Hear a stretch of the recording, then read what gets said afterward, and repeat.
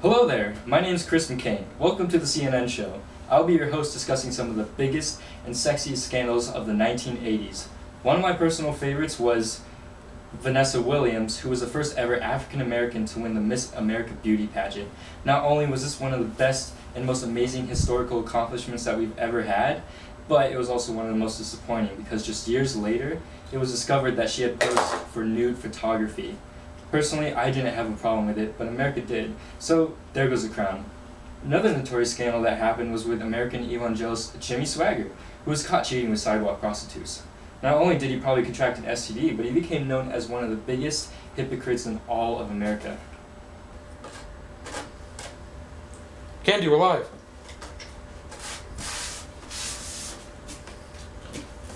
Hi, Candy Dream here with CNN. Crack cocaine has finally hit big time, turning into what the DEA is declaring as a crack epidemic.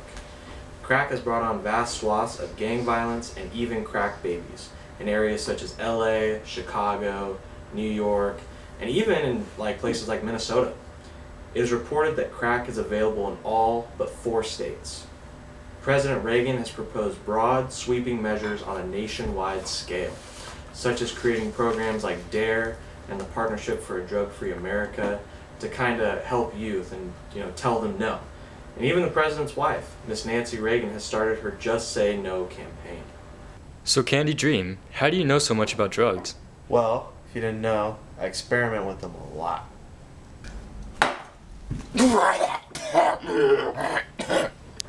In other news, the United States has been straight dominating everyone at sports. Carl Lewis won his 4 gold medals at the Summer Olympics, even though the Soviets decided to sit out on the 1984 Olympics. Joe Montana and his San Francisco 49ers football team have recently won their 3rd Super Bowl so far this decade. Those who are fans of wrestling have finally got the ultimate treat. The first ever WrestleMania hit at Madison Square Garden in New York, with almost 1 million people watching on television. Also on the topic of combat sports, Mike Tyson has been demolishing every opponent that he's faced so far. And he's even came out with a new slogan for his upcoming fights. If you can't beat him, eat him.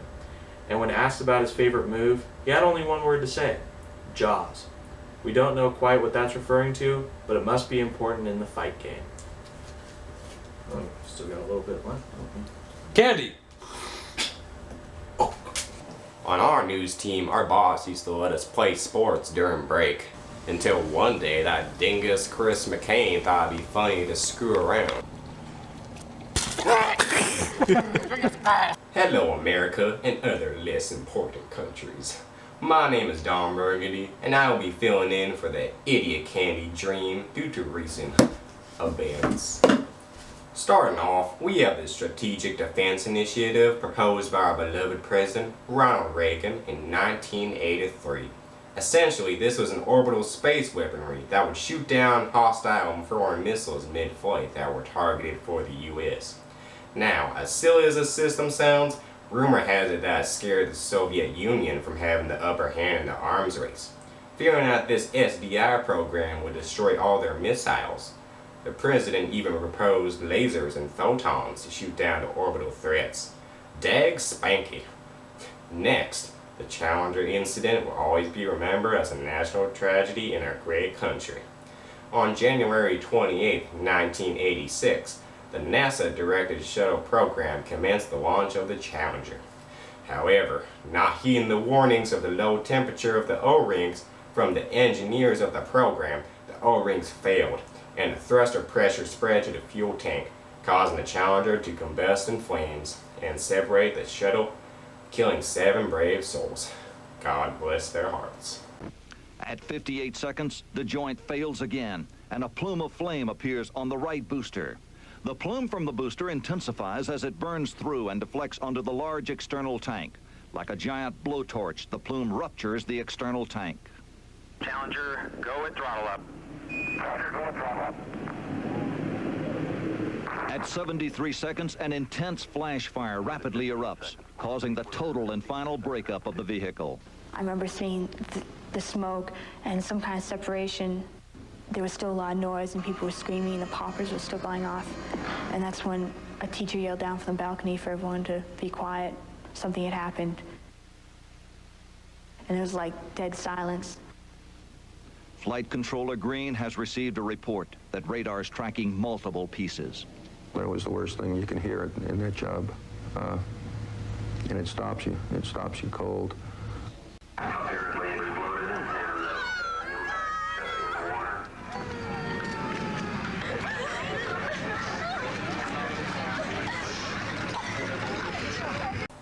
Moving on to technology, we were blessed to move into such a high-tech era. With the introduction of new personal computers, digital cell phones, and radar, heck, anyone who had a brain could share info and communicate with one another. Even I could buy a personal computer in my house with this drop price. This drop price came from the IBM PC in 1981. Its efficiency and cost really revolutionized the market. Why? I just got one in 1989, and I got to take a look at the first worldwide web page on my computer. I'm quite the computer expert if I do say so myself. Lastly on my report is the U.S. economy. Now, the best thing I can do to describe it is with the policy known as Reaganomics. This was essentially associated with the supply side economics, a policy that invests in capital and lower federal income tax, thus encouraging spending of goods and services by consumers, creating demand and jobs.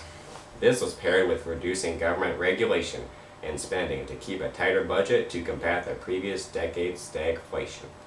However, the tax cuts and military spending brought the federal budget deficit to around an average $200 billion, and rising exponentially as we speak.